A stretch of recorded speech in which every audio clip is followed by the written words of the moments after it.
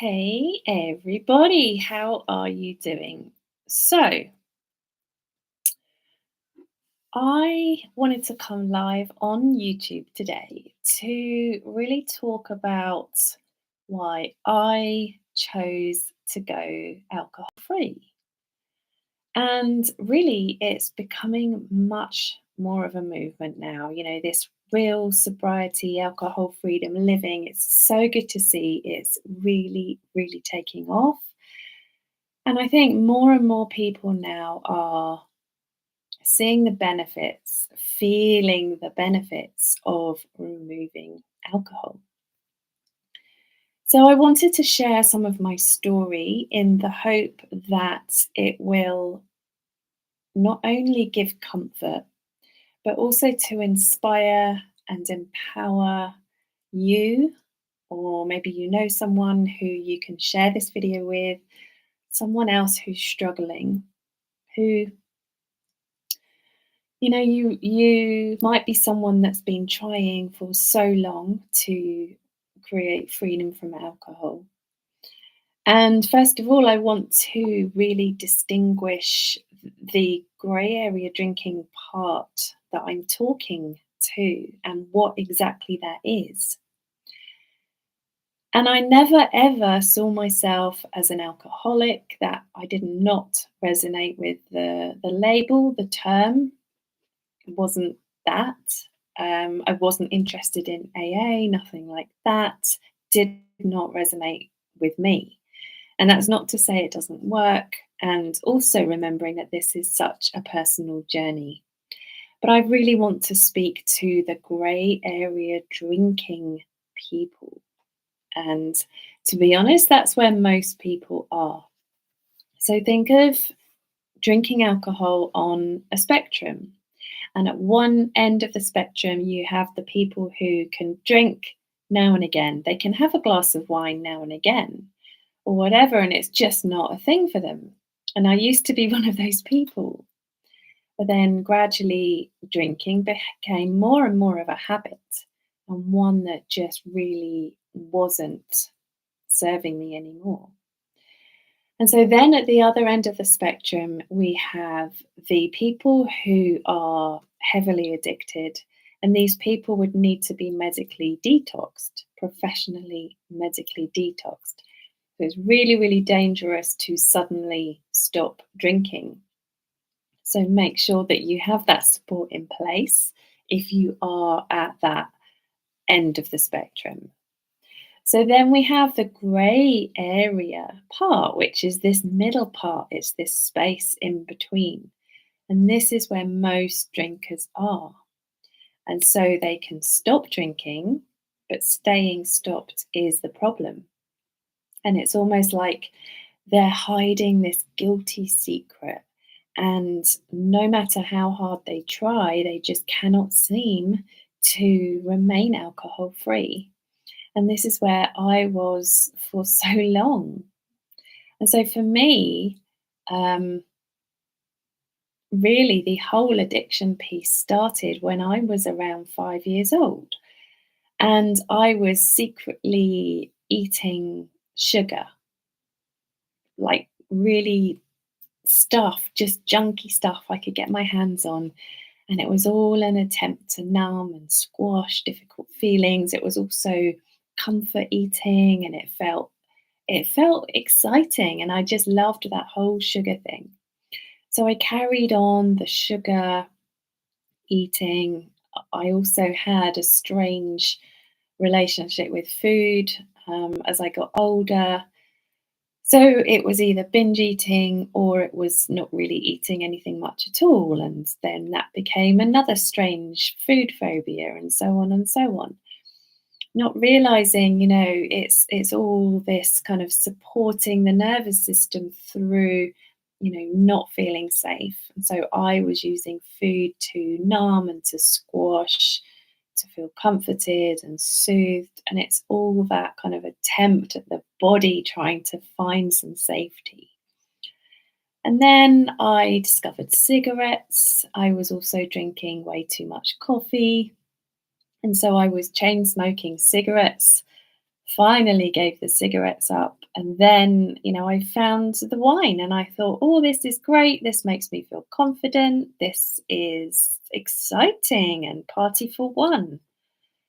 And so typically most nights I ended up with wine in one hand, chocolate in the other, and that became a habit for a long time. And then I was with my boyfriend, who's now my husband, but we were dating back then, and I moved in with him. That's when started really discovering alcohol, and I felt so free. And yet, I didn't, because drinking just became an escape. And what happened was my boyfriend became very, very poorly.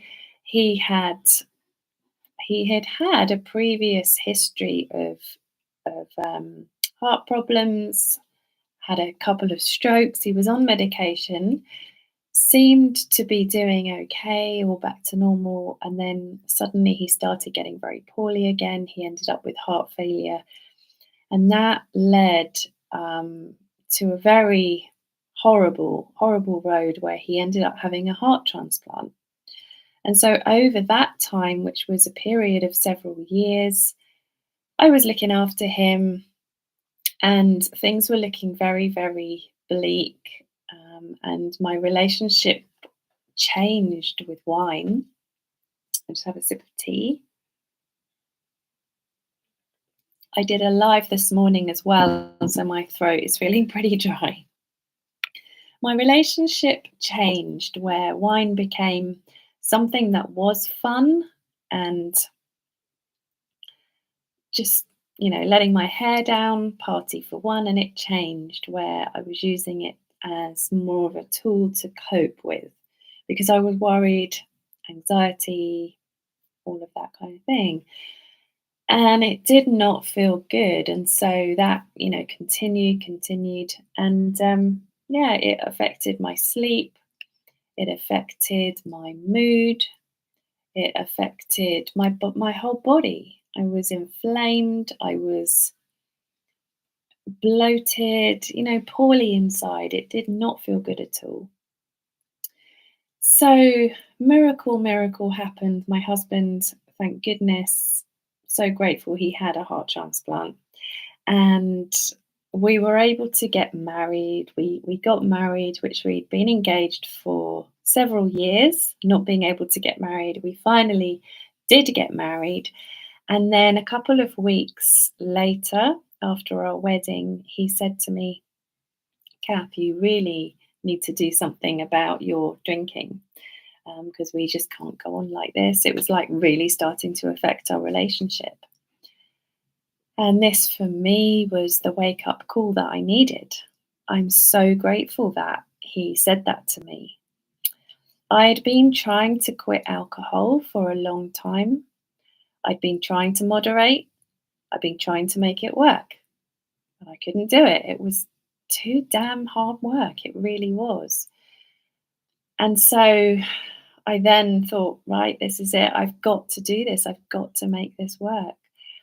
And this is when my wellness tree methodology that I now work with helping other people to get freedom from alcohol, to live sober, that's when it was born. That's when it was born. And the wellness tree has been my own guide, and it still is, as I'm now on a sugar freedom journey. And that was, the start of it all. And I also started a private community. And I did that because I wanted accountability. I wanted to find my tribe. I felt very alone, and it felt like I was the only one not drinking in a world full of drinkers. And I felt like I couldn't talk about it. And I knew there were other people who were struggling as well. And I'd seen them online, I'd seen them in other sober groups. And so I wanted to start my own, and I wanted to share the things that were working for me, and I wanted to connect. And this has been a huge part of my journey, is having this place where we can all connect together. And I've actually put a link in the description here of my Sober Souls community, because that is a place where if you are struggling, if you are wanting to connect with other souls, other people who are doing this as well, we're all doing it together, right? And so I was navigating these early days of sobriety, and I remember just a few weeks, maybe the first couple of months in, I was standing in my kitchen and it had been a really lovely sunny day. I'd been in the garden and I was standing in the kitchen, and suddenly this massive craving for wine came over me. And I thought, oh, it would be so nice to just have a glass of wine right now. And I thought to myself, I could easily jump in the car, pop down the road to the garage, buy a bottle of wine or two, buy some chocolate, buy some junk, party for one. I could start Monday. I could so easily have done that. And I thought, I'll start Monday. I just need to get this out of my system. I just need to, just do this. And then I heard myself, I caught myself, and I thought, but this is what I always do. I always go sober, and then I get to this point where it starts to feel really uncomfortable. I get the wobbles, and then I think, let's just go to the garage. Let's just go and buy wine. And it feels like a great idea. But then I knew that if I did this, I would only be repeating the same cycle. I would never, ever break that cycle. I would never get free. I'd never get to where I wanted to be. And then suddenly, this wave of curiosity came over me. And I thought, I know what happens when I quit. I know what happens when I self sabotage. But I don't know the version of me that just keeps going, that just chooses to keep going. And then I thought, I wonder if I can do this. Like, what if I just chose to do it, chose to keep going? Because it is a choice, it is a decision. And I thought the only way is through. The only way I'm going to do this is to actually do it. And so I did. I tell you, it wasn't easy. I had to dig really deep. But something really shifted for me in that moment. I felt this internal shift, and I chose to keep going. And I used my tools, and dug into my wellness tree, and that's where I realized, okay, if I am going to make this work, I need to learn to think and be in a completely different way. A completely different way.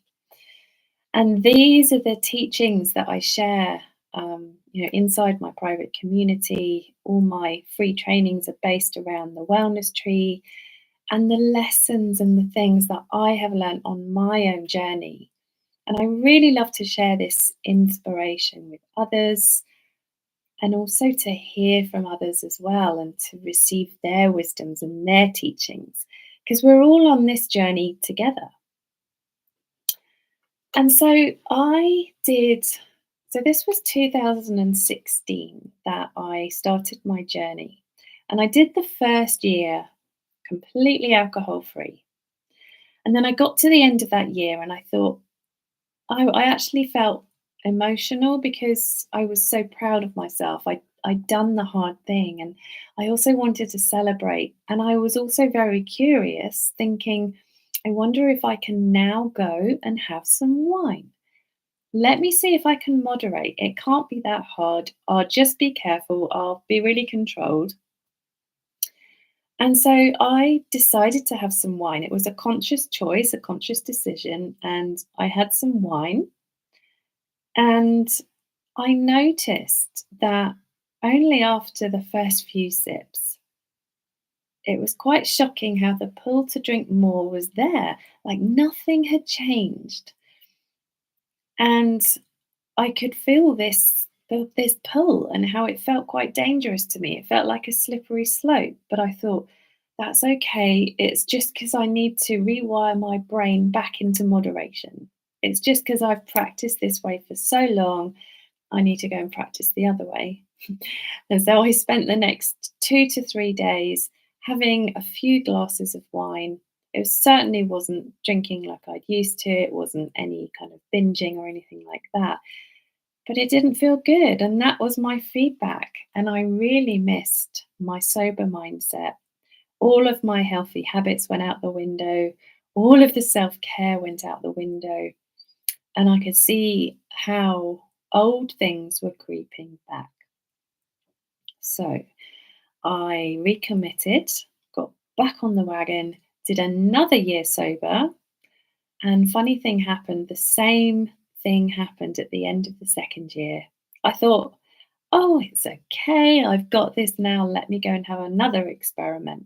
And I always talk about these experiments, and they really were experiments.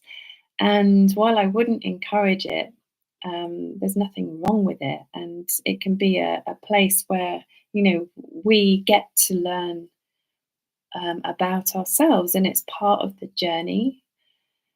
And it's feedback. But yeah, I had another couple, maybe 2 or 3 drinking experiments, and the last one was about 3.5, 4 years ago, I think. And alcohol just does not. It might come into my head now and again as just a swift memory, but it's not a thing anymore. But then what happened? So I'm now into my 8th year on this sober journey. But what happened back in my first year of sobriety is that I returned to my sugar addiction. That just got so bad for me, which is a very common thing. A lot of grey area drinkers, when quitting alcohol, will then turn to sugar. So for me, it was my original thing. Another sip of tea. And this didn't feel good to me. It didn't sit well at all. And so then I decided, oh, I've got to quit sugar now. Got to quit sugar. I'd quit the smoking. I can't remember when I quit smoking. I can't remember the year, the when it was, but I know I did.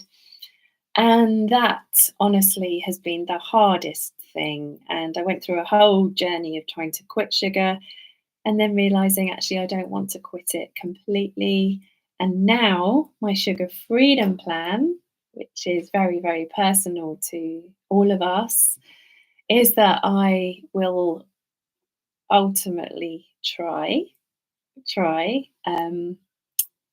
and practice having a piece of cake or chocolate or something that's a really conscious choice, and it's not done out of a binge, and it would be very now and again, and it would be a special treat, and it would be a special occasion. And that's what I'm practicing now. And this has been the best place I have got to with this so far on my journey. And I do feel free. I feel really free, and I know what works for me. I know my edges. I know my plan. And we're all different. We're all different. And so, really, how my journey looks is one very much of me believing in, for all of us, doing what feels right, following our heart, making the right choices, the right decisions for us. It's very soul led, it's very empowered, and there's no failure, it's just feedback. And this is what I love to help people with, is really building this empowered energy within us where we are really strong, we're really grounded and connected. We know what habits, what things, what choices we love to do. And so we can then show up as that best version of us. And that is what I am so passionate about, in helping others to do this too. And so that's my journey really in a nutshell. And what I would love to do now is if you're watching this and you'd really love to learn more about me, how I work, my content. I've got lots of free content. You'd love to be amongst other people doing this journey as well. I would love to invite you to come and join my private Sober Souls community. It's a free community, it's for all souls. And yeah, you'll be warmly welcomed. And please reach out to me in a private message, or send me a message, and yeah, happy to connect, happy to answer any questions. But I would love to see you there. And just remember, you can do this. You can do hard things. You can do anything you want. Sending you lots of love, and I will see you again soon. Bye.